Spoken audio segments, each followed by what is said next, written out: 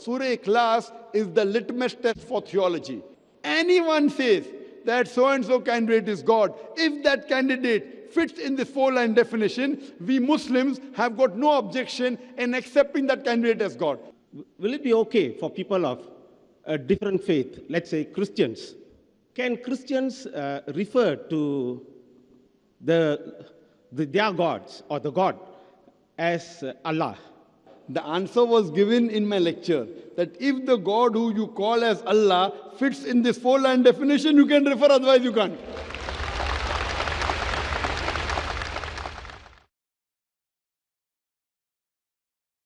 Can we have the next question from this mic? My name is Tina. I'm a pharmacy student and I'm a Hindu. Dr. Zakir, I just want to ask, you're from India. I'm not so sure whether you're familiar with this practice among Indians, regarding this leaf that you go and consult someone. And if you manage to find your leaf based on champagne and other things like that, your whole life, your name, parents' name, past, future, what's going to happen is all written in that leaf. I don't know whether this is a practice of Hinduism or is something made by the temples or people. And if so, if everything is already written, how is it comparing Hinduism or maybe this practice with Islam, fate and free will? Thank you.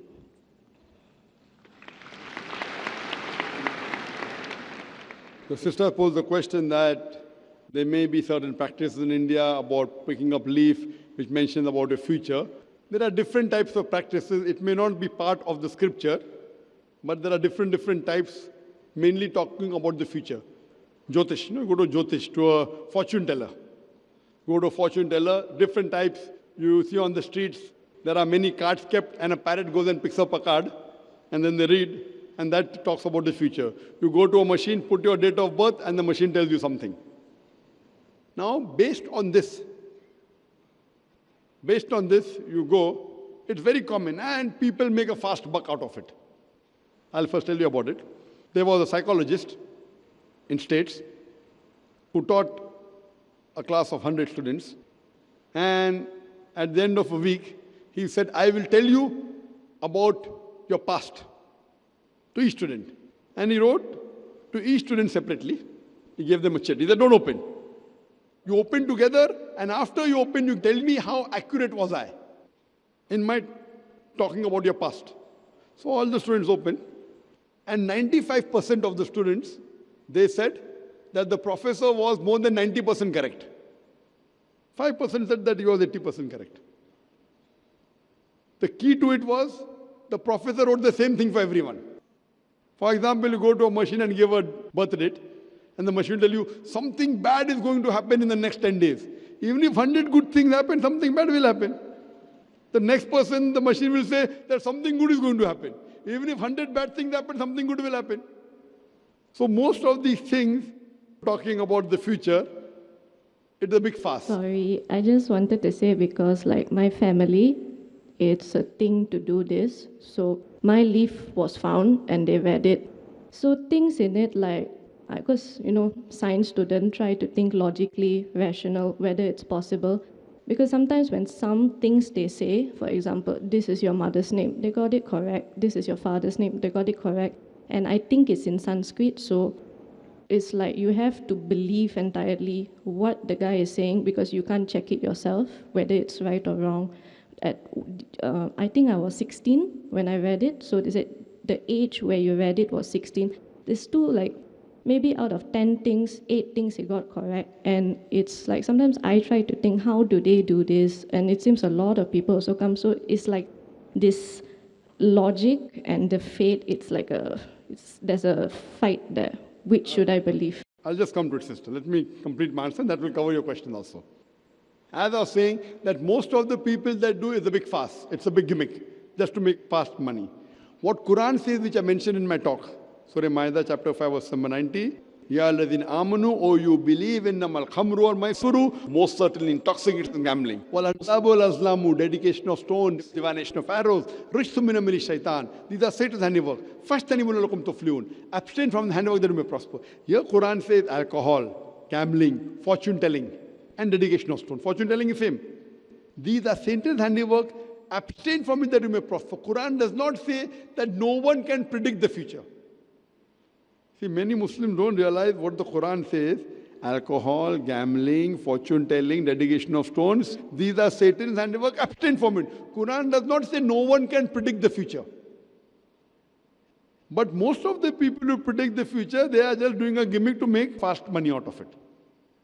Based on the Quran and the Hadith, we come to know that there are Hadith of the Prophet Muhammad that there are jinns who listen and they pass on the message to certain people. We as Muslims should not be involved in it. It is prohibited. But that does not mean no one can predict the future. Most of the people who claim are all wrong. But there may be certain human beings who can predict the future. But we as human beings should not indulge in it, whether it's right or wrong. It will be bad for us. So based on this, the Quran says you should not indulge in it. Quran does not say you cannot. There are many people who talk about palm reading. And there are times when some people are 50% correct, some people are 70% correct. If you put heads or tails, 50% will be right, sister. No, heads or tails, 50% will be right. So some people do it just by chance. There may be few, maybe a very small percentage who may have the art of knowing about the past. That is mentioned in the Hadith of Prophet ﷺ. But we as Muslims should not indulge in it. We should not indulge in black magic. We should not indulge in fortune telling. Why? It will cause us harm. So in this context, sister, we as Muslims are not allowed. There may be a very small percentage which may tell quite a major portion of your past or of your future. A very small portion. But we as Muslims are not allowed to indulge in it. That's a commandment, like how we are not allowed to have alcohol, we aren't allowed to gamble. So indulging in it is not good, it is prohibited.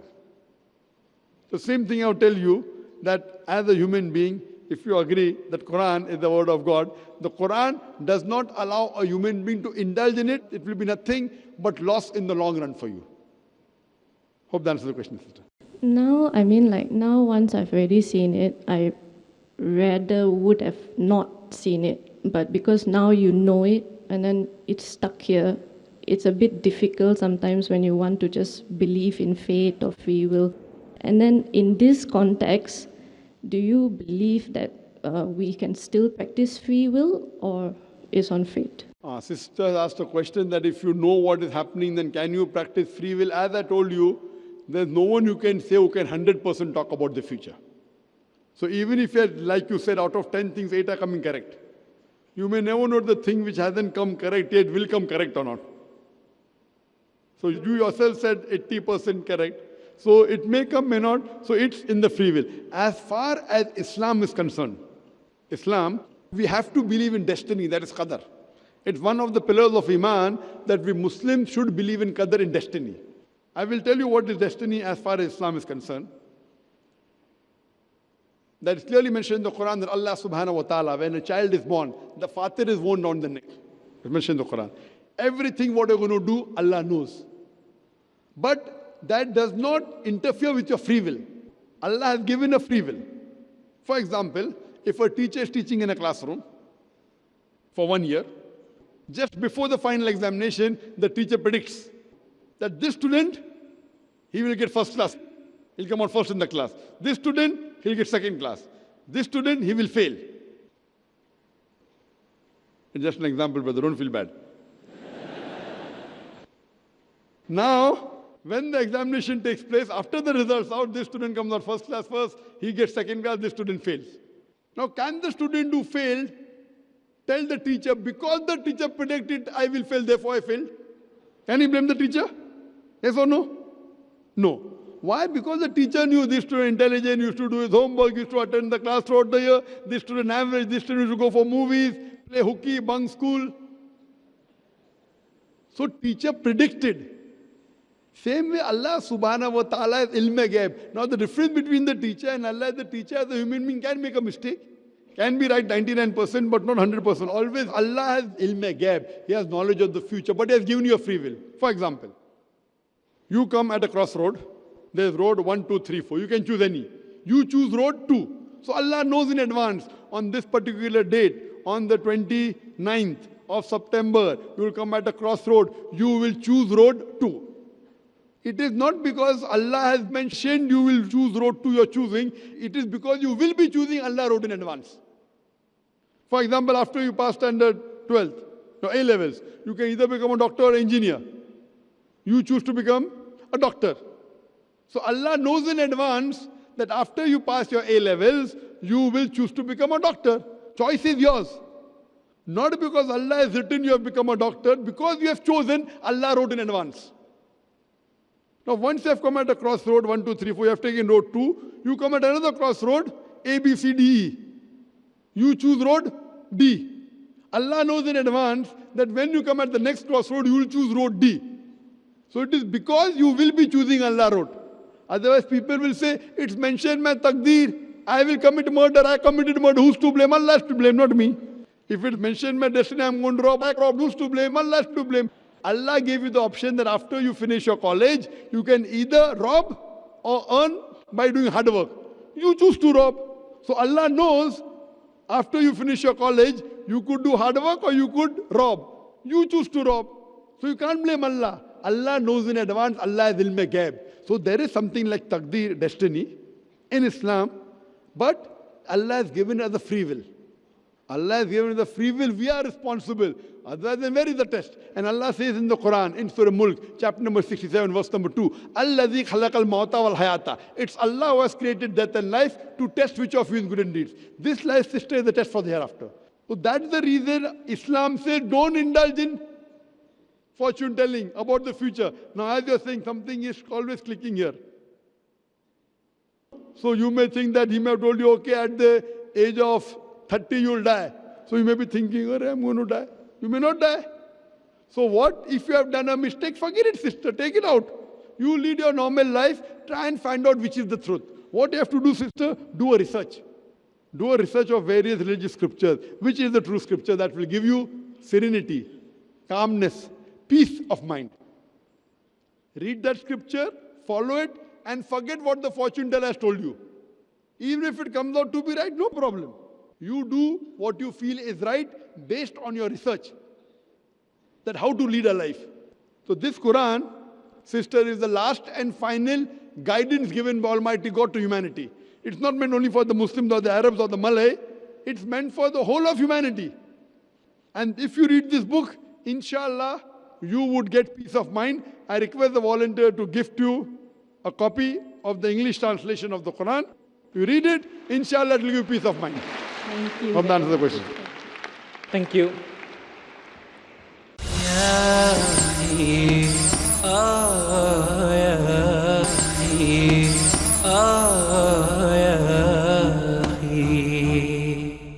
We will come back to mic 1.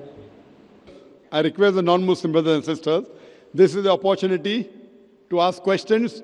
Please feel free. Though the moderator said you have to ask questions on the topic, for non-Muslims, there is a concession. You can ask any question on comparative religion. Whether it be Islam, whether it be Christianity, whether it be Hinduism, whether it be on the topic, outside the topic, this is the opportunity. Normally, after religious talk, the person who gives the religious talk doesn't have open question answer session. Because if you have open question answer session, the poll will open up, you know. So normally after religious talk, you don't have open question answer session. I like having open question answer session, and the question answer session is better than the talk because it's a dialogue. You know, talk is a monologue, one-way talk. It's a challenge for me also, and you have a right to question me. You have a right to disagree with me. Only tell me the reason. If I'm at fault, I will agree. If not, I will correct you. You can even criticize the Quran. Please feel free. This is the opportunity. Normally, you don't get such opportunities after religious talk where you can ask any question. You can ask any question on comparative religion. I request my non-Muslim brothers and sisters, please come to the microphone, make a queue, ask the question, something which is troubling you, maybe before you came here, which was troubling maybe 2 years back. This is the opportunity. I will try my level best. Even if you criticize Islam, I'm young, I can take it. So I've got white hair, but I'm young, mashallah. Yes, brother. Mandasya janajana slakhaya chakshurmlitamena tasmai Sri Gurave namaha Mukam karoti vachalam bangam langai tingri yat kripatamaham Vande Sri Gurudinatarinam. My name is Chaitanya Haridas. By profession, I am a lecturer, but I also do cross-religious studies. Actually, I have prepared a question, but that question is not so relevant to the topic today. And because this question was with me for many years, so I'm going to change the question that's relevant. Especially respected Dr. Zakir, you have mentioned about the Vedas, the Upanishad, and all the some of the Ishopanishad. But I like to quote a quotation here from Srimad Bhagavatam, Canto 3, Chapter 11, Text 35, which says, Purushaya Paracharya Brahma Netram Ham Adbhuta Kalpa Yat Brahma Brahma Sat Brahmati Yam Viduhu. The meaning is, in the beginning of the first half of Brahma Kalpa, where Lord Brahma appeared, then Brahma's life, there is a millennium called Brahma Kalpa. The birth of Brahma, the birth of Vedas was simultaneous with Brahma's birth. So here it's mentioned that Lord Brahma takes birth after birth. And the Vedas appeared when he takes a birth. So based on the literatures, Lord Brahma's age, full age is 311 trillion and 40 billion years. And if we go in that calculation, I think many of us here are bewildered.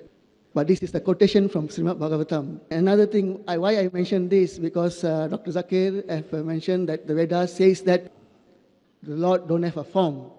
But the same Vedas also mention the Lord have a form. I quote another verse from Brahma Samhita, chapter 5, text number 1. It says, Ishvara Parama Krishna Satchidananda Vigraha Anadir Adir Govinda Sarvakaranam Karanam. Ishvara Parama Krishna. It says, the Supreme Personality of Godhead, Krishna, is the Supreme Controller. Ishvara Parama Krishna. Satchidananda Vigraha. Satchit Ananda means eternal, blissful, and full of knowledge. So it says Satchit Ananda Vigraha. Vigraha here refers to the form, a transcendental form, which is given in the Vedas. I think when we do a research on the particular scriptures, I prefer that we have a whole idea that the Vedas also mention about the form. And I have many other quotes which says that the Lord have been realized in different forms. Which Veda are you quoting, brother? This is Srimad Bhagavatam. Srimad Bhagavatam is not part of the Vedas. Vedas are four: Rig Ved, Yajur Ved, Sam Ved, Atharva Ved. Yes, I agree with that. Right? But the Brahma Samhita is the commentary by Brahma. Don't quote commentary, quote the text. If you follow the commentary of the commentary of Quran is written by human beings. You quote the text. As far as Vedas are concerned, there were many Vedas. Today, there's Rig Ved, Yajur Ved, Sam Ved, Atharva Ved.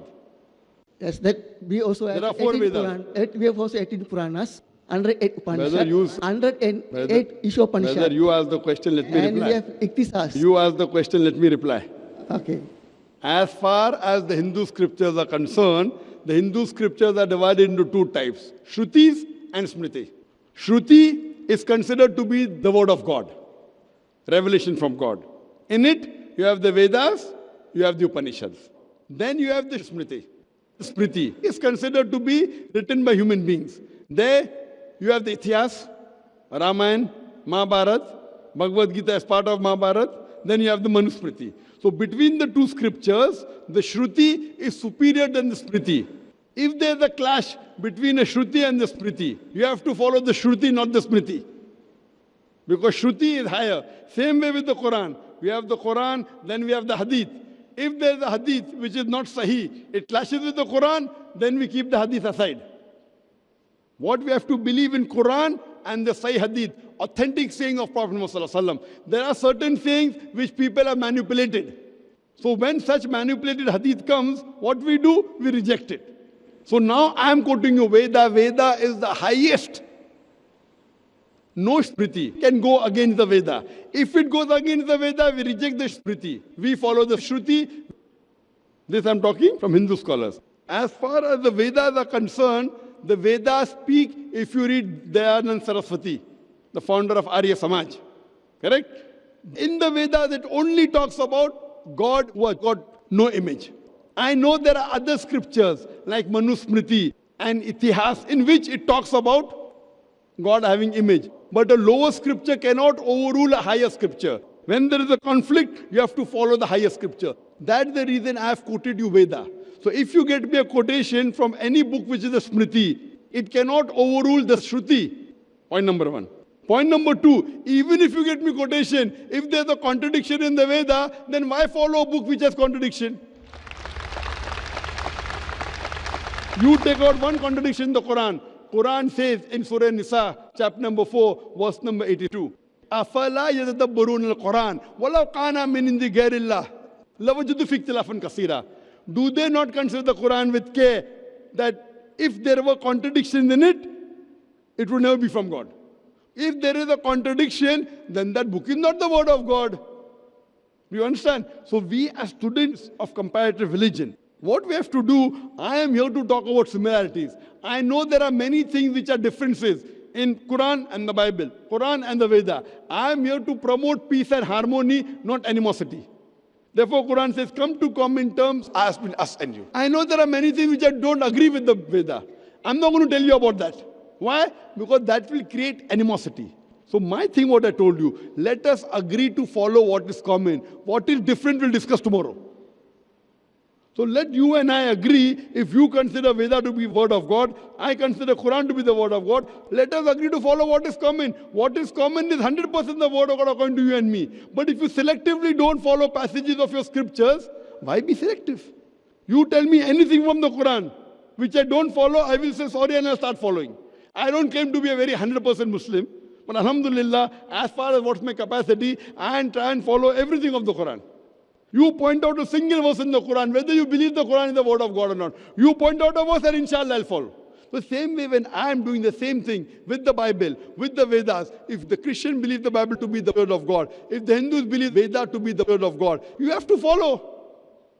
I know there are contradictions, but I'm not here to talk about the negative point of the scripture. I challenge anyone to point out a single contradiction in the Quran. There is none.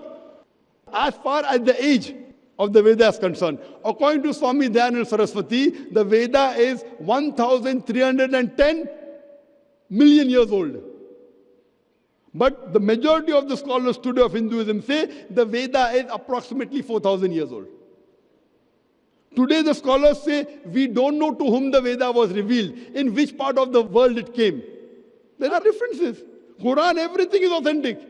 Yet the scholars believe, even though we don't know what is the exact age of the Veda, even though we don't know where and which part of the world it came the first time, even though we don't know which stage it came to, yet the Hindus as a whole, they believe Veda to be the most sacred. Because they believe, I respect it. I may not agree everything of it. Because I respect, I try and take out the commonalities. So as I told you, Vedas talk about Natasya Pratimasti, of that God there are no images.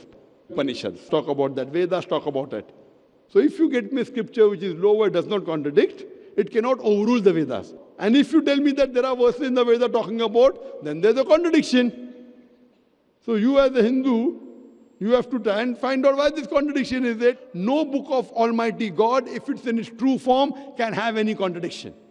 Same thing, we believe, Quran mentions Injil, the Wahi which was given to Isa alayhi salam is the word of God. But the present Bible, I can point out hundreds of contradictions. I don't want to do it. I know I'm a student of comparative religion. So what I say, the present Bible is not 100% the word of God. It's a mixture. It contains the word of God.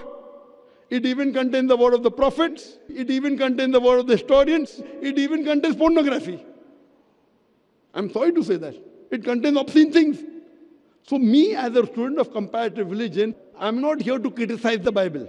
I'm talking about commonality. Let's come to common terms. If I try and criticize, that will bring animosity. There are certain passages of the Bible I cannot read to you. Even if you give me $1 million, I cannot read. Even if you give me $1 million to me and say, read this passage in front of the audience, I cannot. Because my religion doesn't allow to read obscene things in front of the audience. You understand, no? But I'm not here to degrade the Bible. I'm talking about common things. Same thing with the Hindu scripture. As far as the Quran is concerned, the language of the Quran is so sublime. You can read anywhere in the world. You can read to your wife, you can read to your children, you can read to your father, but certain passages of the Bible I cannot. So here, brother, I have come for communal harmony. And based on that, I have done research on the Hindu scriptures, on the Jewish scriptures, on the Christian scriptures. Unfortunately, people of most of the religions, they blindly follow what is mentioned by the church, what is mentioned by the temple. What we have to do is we have to ask them for proof. Qul hatu burhanakum in kuntum sadiqin, but if you're truthful. So that's the reason what Dr. Zakir Naik says in Islam is zero. Chapter number, verse number. If I say alcohol is prohibited, it carries no weight. Allah says in Surah Ma'idah, chapter number 5, verse number 90, alcohol is prohibited. So based on this, brother, I am trying to get the Hindus, the Christians, the Jews, the Muslims together to come on a common platform and at least agree to follow what is common in the scriptures so that universal brotherhood will increase. Hope that answers the question.